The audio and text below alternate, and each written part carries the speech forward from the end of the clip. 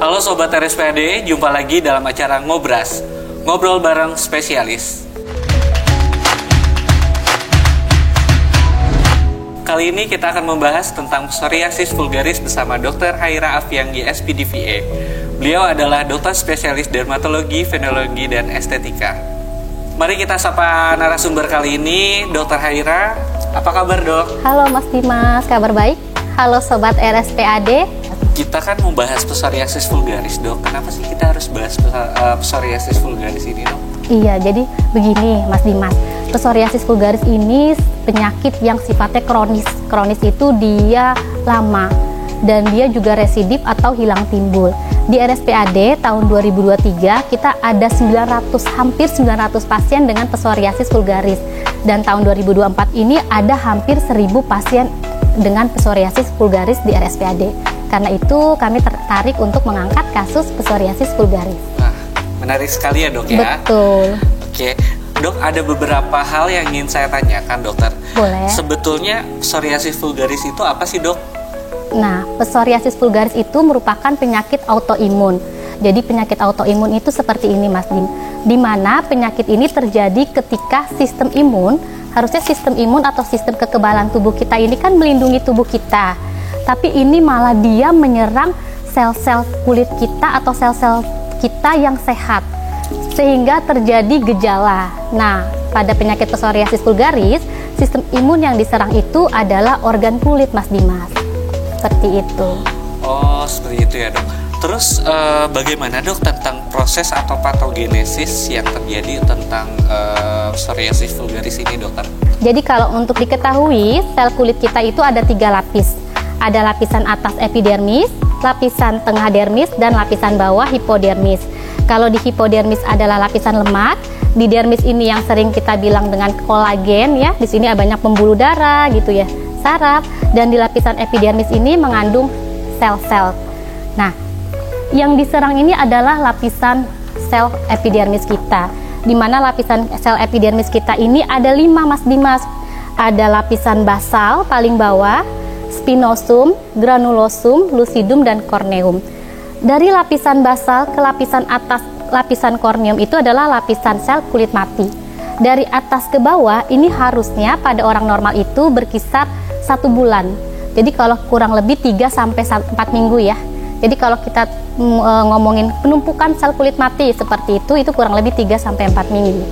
Karena tadi pasien psoriasis dirusak, selnya diserang dengan penyakit autoimun terus, makanya tadi lapisan sel yang harusnya prosesnya 3-4 minggu, pada psoriasis dia jadi 3-7 hari. Bayangin ya, kalau di awal dia jalannya pelan-pelan, nah pas sampai stratum granulosum intinya masih ada terus berkurang, terus tiba-tiba dalam 3-7 hari dia harus jalan cepat, numpuk di sini, terus nanti ini mulai lagi numpuk di sini. Jadi kira-kira semakin lama terjadi penumpukan. Kalau boleh tahu, Dok, boleh dijelaskan penyebab dari psoriasis vulgaris ini apa ya, Dok ya? Baik, jadi penyebabnya itu ada 2. Yang pertama bisa karena genetik, bisa juga karena faktor lingkungan. Kalau genetik tuh dari keluarga ya. Jadi memang diketahui sampai saat ini ada 9, kita bilangnya lokus kromosom ya, 9 lokus kromosom yang mempengaruhi faktor genetik. Lokus kromosom 1 sampai dengan 9, kita namain PSORS. Hanya saja PSORS 1 ini yang paling sering menyebabkan psoriasis vulgaris. Gitu. Kalau untuk lingkungan, yang lingkungan ini yang paling penting. Karena kalau genetik kita nggak bisa rubah lagi. Betul. Tapi kalau lingkungan kita bisa rubah. Faktor lingkungan itu bisa karena pertama itu stres ya, gitu ya. Terus kayak dia konsumsi alkohol, merokok, terus dia juga ada infeksi. Nah, paling sering juga infeksi nih, misalnya infeksi di gigi. Infeksi di gigi itu makanya kita kadang suka konsul ke gigi. Bisa juga infeksi di saluran pernapasan atas maupun infeksi di bagian lainnya seperti di paru-paru. Sangat mempengaruhi sekali sangat ya, Dok, mempengaruhi. Dari gaya hidup juga tadi yang seperti dokter jelaskan, seperti lingkungan, seperti merokok dan minum juga itu mempengaruhi untuk psoriasis. Betul. Ya, Dok ya. Makanan juga karena pasien dengan gula, dengan diabetes ya, atau kolesterol gitu ya, hipertensi itu juga mempengaruhi.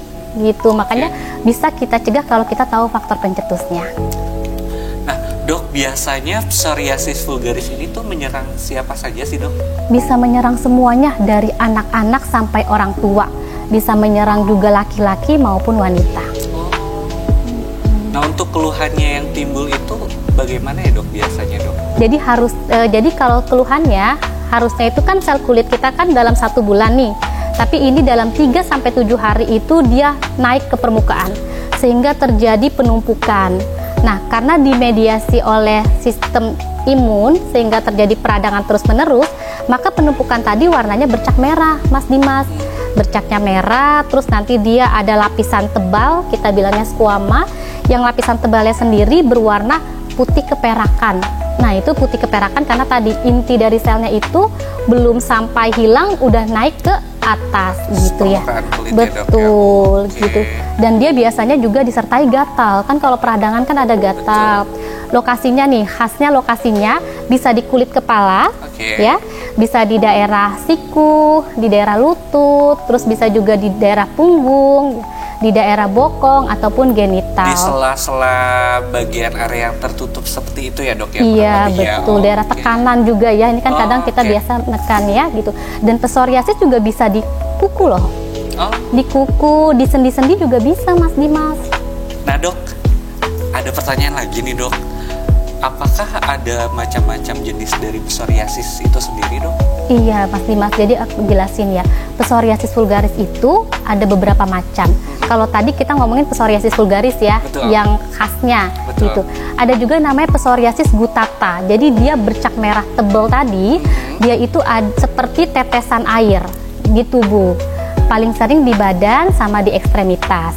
Terus ada lagi psoriasis inversa. Nah, inversa itu berarti di lipatan. Ya, di semua area lipatannya, misalnya lipat paha gitu ya, di ketiak seperti itu. Ada lagi psoriasis pustulosa generalisata. Pustul berarti dia ada nanah gitu. Ada pustul-pustul ya, ada bintil-bintil berisi nanah ya, yang sebenarnya itu steril. Nah, biasanya dia di seluruh tubuh. Yang ini pasiennya biasanya mengalami gejala sistemik kayak demam, gak enak badan seperti itu, dan terjadi akibat dikasih obat minum steroid. Nah, jadi pasien-pasien psoriasis kalau misalnya mau berobat ke dokter yang lain, kasih tahu ke dokternya kalau punya psoriasis. Karena nanti kalau dikasih obat radang atau minum obat radang sendiri bisa jadi psoriasis pustulosa generalisata. Ada lagi erythroderma et causa psoriasis. Jadi ini yang psoriasisnya tuh hampir seluruh tubuh, merah menebal sisiknya gitu ya. Dan tadi ada psoriasis kuku dan psoriasis yang di sendi-sendi atau artritis. Apakah ada keluhan lain, Dok, yang mirip dengan ruam yang tadi dokter jelaskan? Oh iya, Mas. Jadi gini, psoriasis vulgaris ini kadang beberapa sobat RSPAD mungkin nggak ngeh. Ada yang menyangka kalau ini karena infeksi jamur. Ini soalnya mirip kayak infeksi jamur, ya, betul ya. Terus juga bisa karena penyakit namanya pityriasis gitu ya. Itu juga bisa. Terus bisa juga karena penyakit dermatitis atau eksim. Nah, kalau psoriasisnya nggak banyak tuh disangkanya eksim atau dermatitis. Dan yang terakhir bisa karena penyakit sifilis. Gitu ya, hampir jadi sama ya, Dok, hampir ya, sama, betul, ya, Rosacea sifilis ya. Jadi hampir sama, karena itu untuk memastikannya memang harus ke dokter. Pemeriksaan yang biasa dilakukan oleh dokter untuk mengetahui kalau itu psoriasis atau bukan, bagaimana, Dokter? Baik, Mas Dimas. Jadi biasanya kalau pasien datang ke kita ini ya, nanti kita lakukan anamnestis, tanya jawab. Nanti kita juga melakukan pemeriksaan fisik. Pemeriksaan fisiknya juga ada pemeriksaan fisik yang khusus gitu ya. Selanjutnya juga nanti kita melakukan pemeriksaan kalau kita curiga ini psoriasis atau bukan ya. Nah, nanti ada namanya pemeriksaan histopatologi dengan cara diambil jaringannya untuk diperiksakan ke patologi anatomi gitu. Jadi diambil sampel jaringan kulitnya, kemudian kita cek untuk histologi anatominya. Betul. Ya, Dok ya, untuk memastikan apakah itu benar psoriasis vulgaris atau bukan. Iya, Mas Dimas. Oke. Dok, apakah dari pemeriksaan tersebut terdapat tambahan pemeriksaan lain, Dok, seperti cek lab atau apa? Oh iya, jadi gini, pemeriksaan penunjang lainnya bisa dilakukan sesuai indikasi, atau kita mau cari tahu penyebabnya, atau kita mau lihat juga apakah ada evaluasi terapinya. Nah, biasanya pemeriksaan penunjangnya kalau kita mau tahu penyebabnya, kita bisa lihat penyebab paling sering kan memang infeksi ya. Misalnya kita periksa darah lengkap, untuk lihat leukositnya gitu ya, kita bisa pemeriksaan urin lengkap, apakah ada infeksi di saluran kemih gitu. Terus kita juga bisa memeriksakan tadi psoriasis gutata tuh paling sering tuh karena infeksi saluran pernapasan. Jadi kita bisa periksa titer asto gitu ya. Dan yang terakhir juga kita bisa melakukan pemeriksaan ronsen toraks, takut ada infeksi TB di paru. Nah, itu untuk melihat penyebab infeksi ada atau tidak. Kita juga bisa melihat apakah ada komorbid ya yang memperberat psoriasis ini. Misalnya seperti ini, kalau tadi kita komorbidnya DM gula, nah kita bisa periksa gula darahnya gitu ya. Terus kalau misalnya orang yang dislipidemia ya, yang lemaknya banyak, itu kita bisa lihat profil lipidnya seperti itu ya. Terus nanti kita juga bisa melakukan pemeriksaan fungsi hati dan fungsi ginjal untuk melihat apakah ada penyakit hati dan ginjal. Penyakit hati dan ginjal ini tidak hanya untuk pemeriksaan sebagai tahu komorbid, tapi juga untuk evaluasi terapi, karena ada beberapa terapi yang dikontraindikasi atau tidak boleh diberikan pada pasien dengan kelainan fungsi hati dan fungsi ginjal gitu.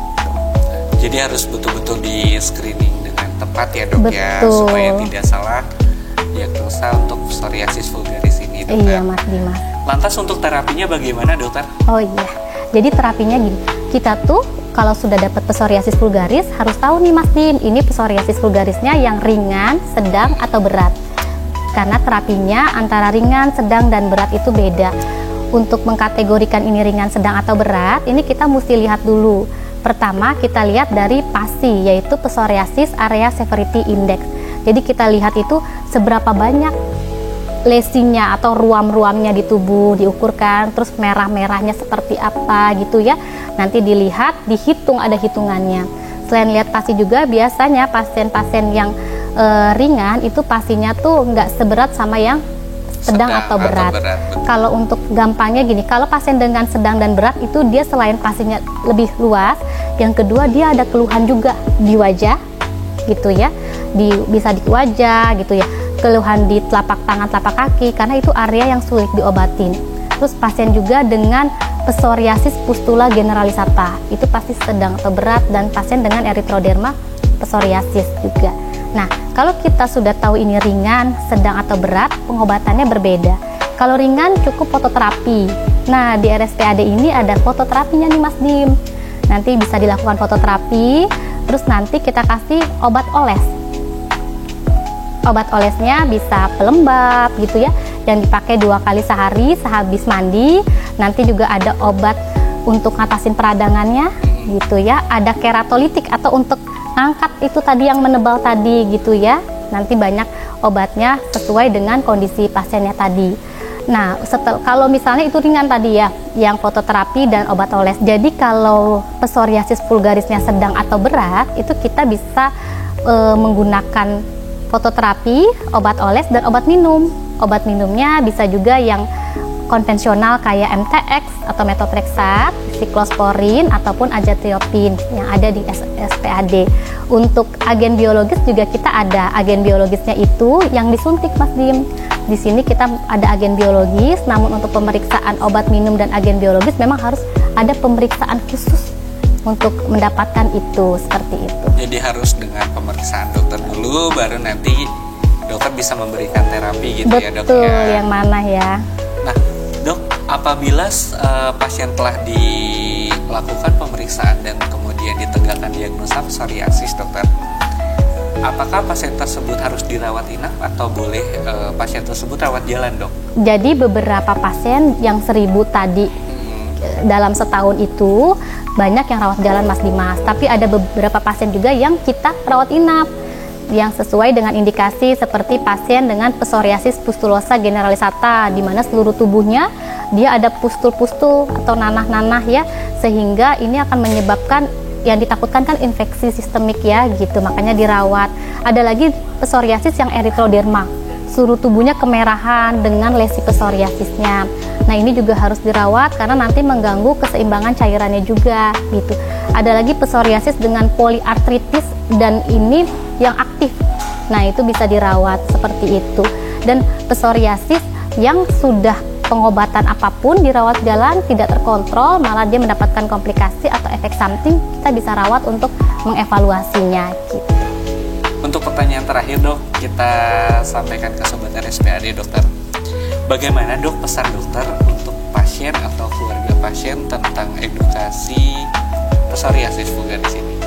Baik, jadi untuk pasien dan keluarga pasien, sobat-sobat RSPAD di luar sana, pesan saya satu, psoriasis vulgaris ini karena dia sifatnya kronis atau lama dan dia juga sifatnya kambuh-kambuhan, karena itu harus rajin kontrol ya. Kontrol atau pengobatan itu diperlukan untuk mendapatkan hasil remisi atau tidak ada gejala. Walaupun psoriasis tidak bisa disembuhkan, tapi dia bisa kok tanpa gejala gitu ya. Terus yang kedua, psoriasis ini tidak menular, jadi tidak perlu khawatir untuk teman-teman atau sobat RSPAD, keluarga dan lingkungan, pasien dengan psoriasis vulgaris tidak menular. Psoriasis vulgaris ini juga tidak berbahaya, tidak mengancam jiwa, namun kami tahu mungkin tidak nyaman untuk pasiennya dalam bekerja ataupun dalam kehidupan sehari-hari. Melaksanakan aktivitas kita sehari-hari ya dok ya? Iya betul, tapi alhamdulillah ini tidak berbahaya Mas Dimas. Terus yang keempat, ayo hindari faktor pencetusnya. Yang suka merokok dikurangi atau di stop, yang minum alkohol coba alkoholnya dihentikan ya. Terus yang misalnya punya obesitas ya atau berat badan berlebih, itu kan juga buat psoriasis ya. Kita diet yuk, kita hidup sehat gitu ya.